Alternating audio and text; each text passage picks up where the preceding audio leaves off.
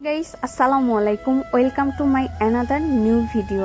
তো হচ্ছে আমি ইলিশ মাছের লেজ আর ডিম ভর্তা করব। এখানে ফার্স্টে মাছটা আমি ধুয়ে ক্লিন করে নিয়েছি, ডিমটাও ধুয়ে ক্লিন করে নিয়েছি। একসাথে লবণ হলুদ মাখিয়ে আমি গ্যাস অন করে একটা কড়াইতে সরিষার তেল দিয়ে আমি পুরো মাছটা ভেজে নিব। এরপর আমি ডিমটা আবারও ভেজে নিব। একটু ভালো মতন ভাজা ভাজা হয়ে গেলে আমি এটা নামিয়ে ফেলবো। আর এটা যে অবশিষ্ট যে তেলটা থাকবে এটা আমি কাপে রেখে দিব। এরপর আমি শুকনা মরিচটা টেলে নিব।